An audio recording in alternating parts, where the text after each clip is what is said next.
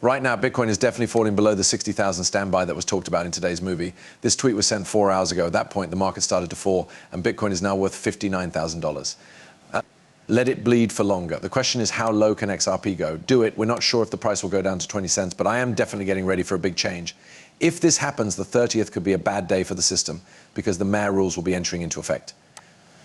People who own XRP, on the other hand, should not pay attention to all the noise.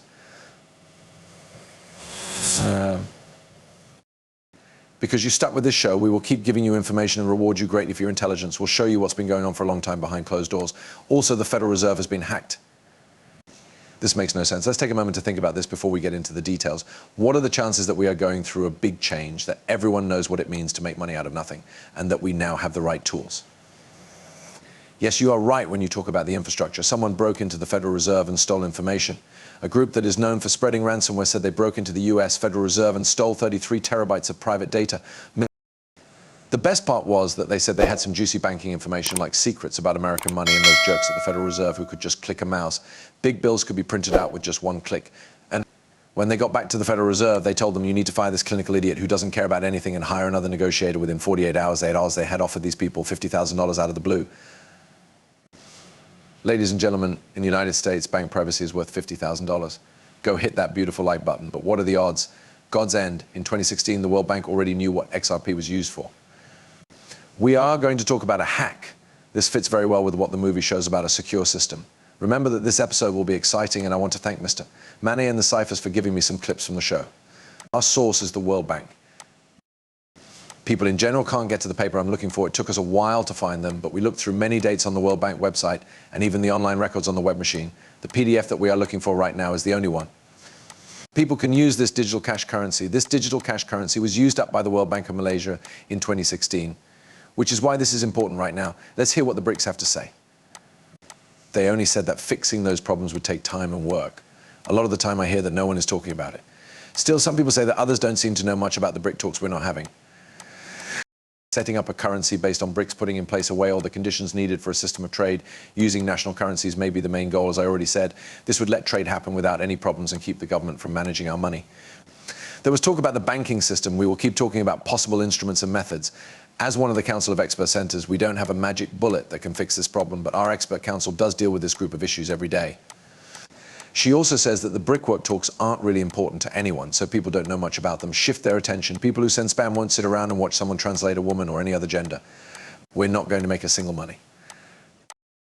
They are instead saying that they want a fair trade system and will use their own currencies to make things fair. In fact, I know that this method might not be the best one, but wow, this is what I mean when I say level playing field and national banking system.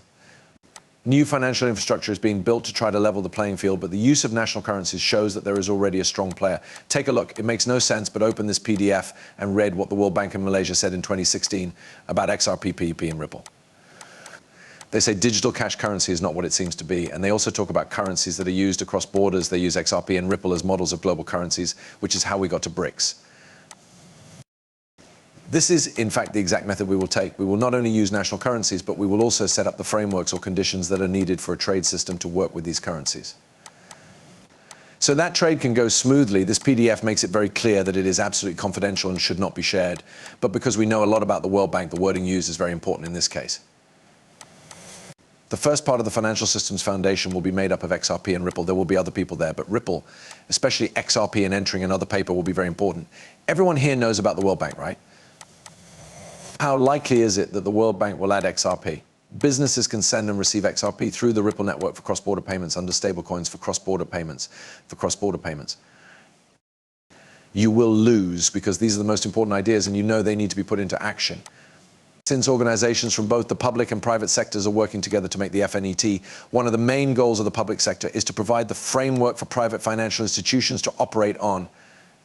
This can include basic laws and rules which promotes healthy competition. Please take your time reading this part. Private players can be more creative and save money on rent if platforms are open and everyone has the same chances to succeed.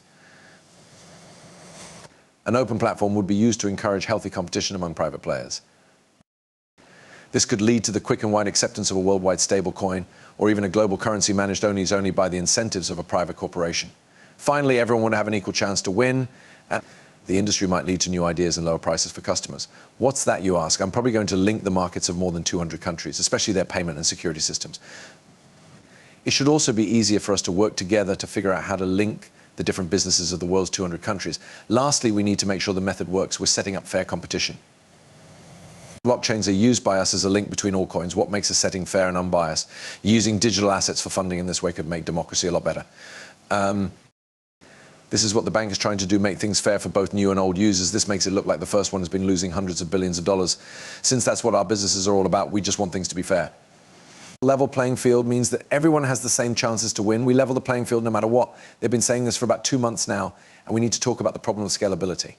Unified ledgers need to be able to handle this kind of growth, which might not happen in a straight line, since adding more users and goods makes the network more valuable overall, which leads to more growth. Structure, so as more performers use the method, creativity will soar. Market players have to follow rules. You are adding a market to an existing system by setting up a fast tokenized-based transaction engine among unregulated players who work together to offer apps to a wide range of users. That's the main thing we thought about when we made these goods. You have to work to keep the public trains running, but isn't private creation just crazy talk, especially since the 2022 World Government Summit turned against it? From what's going on in the world right now, I think a big change is about to happen. We are about to switch from the old money and financial system to a brave new one. The ecology around cryptocurrencies is brand new, and it will last for 20 to 30 years, 40 to 50 years, and 100 years. It is going to stay here for a while. In this case, AI will take the place of people. That's right, and the only question left is whether this will happen or not. You are going to try to understand this. On the other hand, it's fine to be lazy and just sit around bragging about how great XRP or Bitcoin is. We'll settle all disagreements when the time comes. Time will figure everything out in the end, ladies and gents. Thank you all so much. Write your ideas in the section below and let me know what you think. We'll be back soon with another movie.